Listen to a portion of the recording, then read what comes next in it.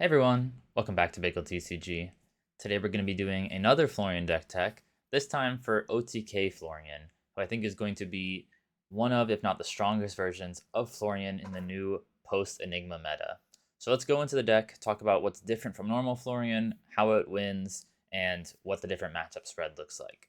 So I did a Florian video recently talking about the Florian deck, which is kind of this mid-range Earth deck that gets really high value once he's online, has nice disruption with Felling and Plow Under, and then can attack with Grasp plus Reaping Blade over and over for 1 card 5 value, right? Just a super value based deck, probably the highest value deck in the format. His biggest issue is that he didn't have a super high damage per turn number, which meant he had a pretty bad Enigma matchup. And you can't really ever slow down into Enigma either because she would just build up this huge board, right? So with Enigma gone, being able to slow down and build up something yourself has become a lot more powerful because she won't just run you over with multiple mirror guys or huge aura board. You can actually more reasonably now build up your own board, and these strategies are going to take a much higher place in the meta, whether it's building up your life total with counter blessings, building up rune chance like we're going to go over with this deck, or any other kind of strategy that's board based. Those are all much more viable now that Enigma is gone, because she was kind of the only viable board based deck since she pushed all the others out of the format since they all lost to her. So this Florian deck is trying to build up a large stack of rune chants. We're once again leaning on the power of the Florian hero ability. This time though, instead of just getting an extra value every turn from Grasp of the Arknight, which was pretty good to get, a 1 card 5 damage off of blue, now we're actually trying to get huge value from it, definitely leaning on the hero ability more, and we're trying to build up a large stack of rune chants, 40, 50, 60, 70, and just kill the opponent often in one hit with that large stack of rune chants. All of our rune chant generation is going to have +1 generation when our hero ability is online. So once again, our goal is still to get to that 8 earth in our banish zone. That's done by decomposing. Usually you're going to try to do it with 3 decomposes. And that's really the early game plan. And then we're going to try to build up a large rune chant stack and kill them with that. The equipment suite is largely the same here.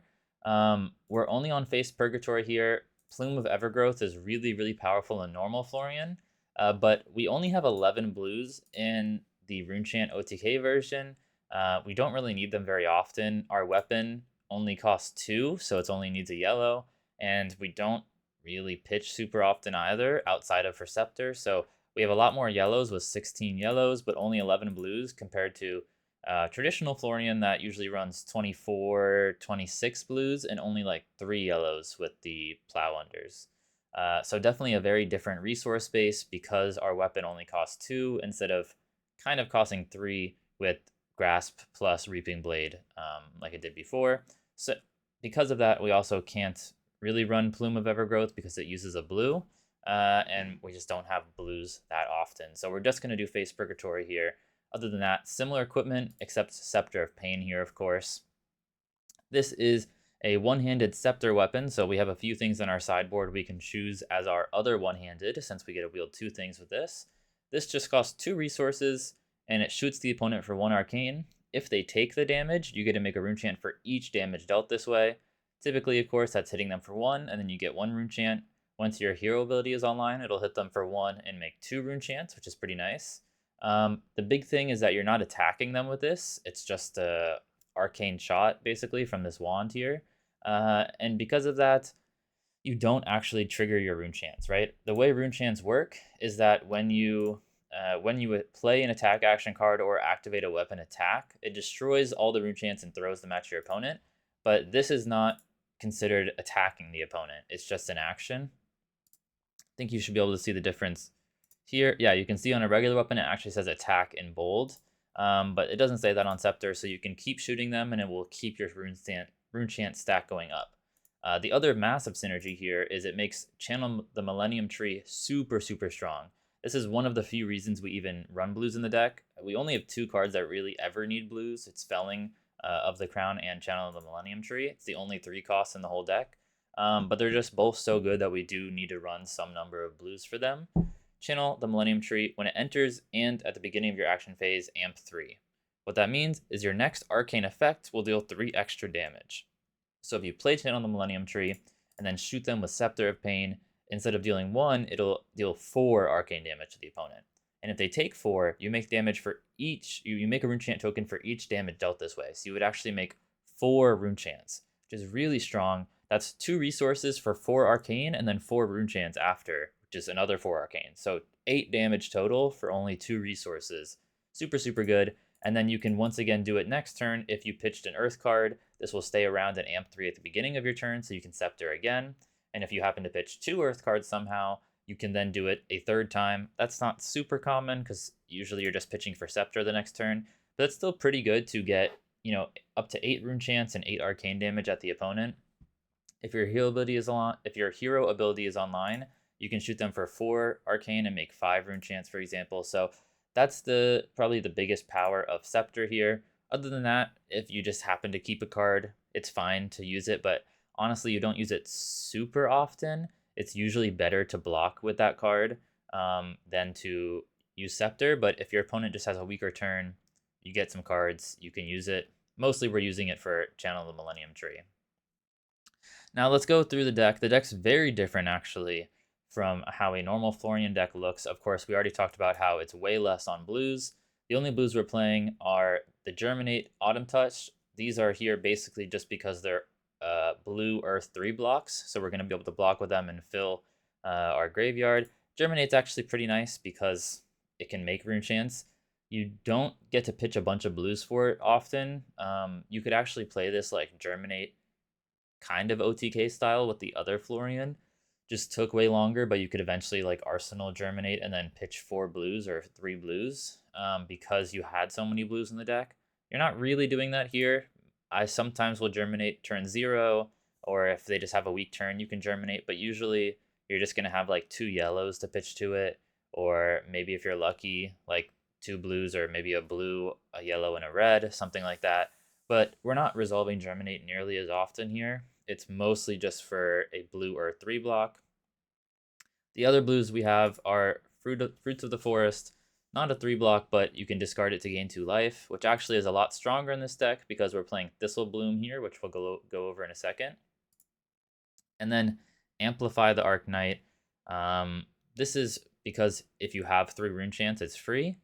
And sometimes you actually run into an issue where you have a bunch of rune chants, 40, 50 rune chants, but you can't find any attack to use them. You don't have a weapon to attack with, so sometimes you're just stuck with this, big pile of rune chants that would definitely kill the opponent, but no attack to use it with. So that's what this is mostly for. A lot of the time it's just going to block for 3, but it's there in case you need it. We would much prefer to use these Ninth Blade of the Blood Oaths. They cost 9, but they're reduced by 1 for each rune chant. So if you have at least 9 rune chants, it's free, and it attacks for 9, which is really strong. It's also a yellow, which is pretty convenient. That's actually super nice because of how our weapon costs 2. So often I'm going to pitch one of these to Scepter so that it goes to the bottom of the deck, and when I find it next, I'll probably have a massive stack of rune chants to attack with it and kill the opponent. Really nice that it attacks for 9 when it costs 0. If you have a stack of 40 rune chants, you attack with them, you're dealing 49 damage now because of how much extra physical damage this has. This is definitely the preferred use, but, sometimes maybe you'll have blocked with them all. Your opponent made you discard them. I don't know, stuff happens. Maybe you just have the stack and you're at low life and you need to attack them as soon as possible. So Amplify the Arknight is basically 2 backup Ninth Blades here. 5 less damage, but it's a blue and it blocks 3, so it's kind of there as a backup. I think if you don't play these, you might run into scenarios where you just don't have any good attacks. And if you have to attack with something like Autumn's Touch, you have to keep 2 cards for this, which sometimes can cause you to die. Back to the life gain part here. So we're playing these Fruits of the Forest, of course, which you can discard to gain 2 life. Here we're also playing Sigil of Solace, which is a bit different. And the other version of Florian, this would be a bit silly because you're playing Reaping Blade into every matchup, and Reaping Blade often turns off life gain for yourself, but we're not playing Reaping Blade into most matchups here. So Sigil of Solace is quite good. Gain you 3 life when the opponent has a weaker turn. but mostly it's in combination with this additional card we're playing, Thistlebloom Life. So first, when you resolve it, it costs 0, so you'll get to resolve both sides. You can play Life first, which gains you a life as an instant, and then you get Thistlebloom, which makes X runechant tokens, where X is the total life you've gained this turn. So by itself, it'll just gain you 1 life and make 1 runechant, which is pretty bad. That's only 2 value. If your hero abilities online, it's okay, because it's 1 life and 2 runechants, which is fine. But that's still only 3, and usually it's just better to block with it for 3. It is an Earth card, so it's pretty nice to block with it early and just put it in the discard pile for decomposing. But the big stealing here is when you can gain other life. So if you gain 3 life from Sigil of Solace, which is already pretty decent value by itself, getting 3 value from the Sigil here, then you play Thistlebloom Life after. You'll get another life, so now you'll have gained 4 life this turn, and then you'll make 4 runechants. So Sigil is getting 3 value, and then this is getting 5 value from the life and the 4 runechants, potentially 5 runechants with hero ability online. So really strong if you compare it with any other life gain card here. You can get some really insane first turns where your hand, you start the game and you have 2 Sigil of Solace and a Thistlebloom. You just gain 7 life and make 7 runechants to start the game off. Just a 14-point swing without your opponent being able to do anything. Feels really powerful. So definitely worth its slot in the deck. It's a yellow as well, so another card that you can pitch for Scepter of Pain. Super great, definitely belongs in the deck. Don't be afraid to block with it though. It's not so broken that you shouldn't just block with it a lot of the time to get a decomposed card. Rest of the deck, we're super defensive compared to regular Florian, so we are playing a little more defensive package. We have 3 Sync, 3 Shelter for defense reactions. We're also playing the 6 Rootbound Carapace. Some Florians only play 2 yellows, but we're playing this. You can even play 1 or 2 blues potentially. I don't think that's the worst idea. I've been considering 1 or 2 blue Rootbound Carapace. You just really need to decompose pretty quickly, and sometimes you don't want to attack with your Fellinger Plowunder because it'll blow up your Runechant stack. So Rootbound Carapace is definitely your best decompose card here. But I'm playing 6 of these, so that's already 12 defense reactions. And then I have 5 more here with these reduce. So we're playing 17 defense reactions, which is quite high. If people start playing a lot of anti-defense reaction tech, so if you have a lot of people in your local meta playing Dreadvore, playing a lot of Exude Confidence, stuff that just makes it so you can't use defense reactions, you should probably cut the 2 yellow reduce here. I think the best things in place of it is maybe an additional Amplify the Arcanite, maybe another yellow Autumn's Touch or something like that. You can mess with that, but yeah, we are at a pretty high number of defense reactions at 17. And then we also have 3 block cards with Haunting Rendition, so 20 cards total that are just there to defend. I mean, these cards are defense reactions and block cards. They can't do anything other than defend, except the yellows can sometimes be pitched.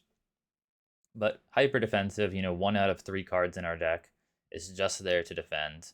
And honestly, a bit more than that if you look at stuff like, Autumn's Touch, which is basically blocking the whole time. So super defensive. We're basically just defending with 3-ish cards every turn and then playing 1 card out to make Runechants.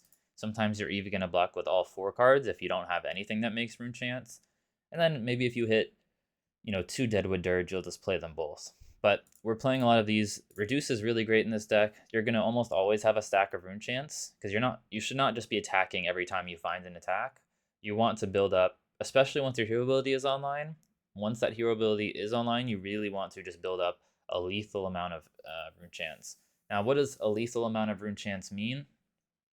The very simple math is take whatever your opponent's average pitch is in hand. So for example, against an Aurora, they have like 6 or 9 blues in their deck. So most likely they're only going to have 1 blue and 3 reds, right? So they can pitch for 6 total with those cards. Just add 6 to their life total, and that's how many Runechants kill them, right? So if they're at 30 life and their hand can probably pitch for 6, then 36 Runechants kills them. You can get to 36 pretty often. That's just an example. Sometimes you can play it riskier and hope they have 4 reds and you only need to be 4 over. Or if you have the life total and you can be more patient, you could assume they have 2 blues or even 3 blues. Do math like that. Sometimes people have life gains, so if you know they're playing Count Your Blessings or something like that, you need to think of that scenario. But that's some very basic math on how to count how many rune chants. You also don't always have to build up to the big stack. Sometimes if you have a ninth blade and you have 20 rune chants, even if it won't kill them, it's maybe fine just to throw it at them. If it takes them to 5 life, you can maybe finish them off with another turn with a smaller rune chant stack. Sometimes it's based on the game state, but that's kind of the simplest way. But reduce here is great if you have that rune chant stack, which you usually will. It's free. It goes from 1 to 0, and then it blocks 4 or 3 on the yellow and makes a rune chant. But if your hero ability is online, it makes 2 rune chants. So that's 4 block and 2 rune chants for 0. So that's 6 value from the red and 5 value from the yellow once you're online. So pretty nice there. The yellow, like I said, this could be cut. It's nice that it's a yellow for Scepter. It also still blocks 3 and makes a rune chant, so it's still always 4 value. So I think it's quite good. The only reason you would really cut it is if you think you're going to get hit by 2 months defense reaction hate, and that would be the problem. Otherwise, we have the classic Decompose cards, Felling and Plow Under. These are just to turn Decompose online, throw some disruption. Yeah, they're not bad. They get blocked with a lot more often in this deck because sometimes you just don't want to blow up your rune chant stack quite yet. So you might hold on to them a lot longer or block with them a lot earlier in this deck. But they're still there because they're also 3 blocks. Arcane Seed's life is a lot better in this deck. We're also playing Read the Runes. Once you're online, this just makes 4 rune chants. Pretty nice. Deadwood Dirge can also just make 4 rune chants, although sometimes you have to blow up a rune chant. But it is nice if they give you an aura. For example, if they play Codex of Frailty, you can destroy the Frailty or a Blood Rot or something like that. So keep that in mind. This is even better if they can give you something, or if you have an extra aura sitting around, like a Rune-Blood Incantation, it can blow that up as well. So there are some cases where you don't even have to destroy a rune chant and it's just extra value. But usually it's one weaker Read the Runes, but has Go Again. So we're going to play that as well. I have it kind of default sideboarded here for aggro. You can see it's the list I just showed you, plus the Arcane Lantern for Arcane Barrier 1. The other offhand you can play is Bloodied Oval. This just blocks for 1 if you're at less life. It's fine. I mean, that's just kind of the best offhand there is. Arcane Lantern is nice to get basically free Arcane Barrier. So if they deal Arcane, you'll play this. And if they don't deal Arcane, you'll play Bloodied Oval.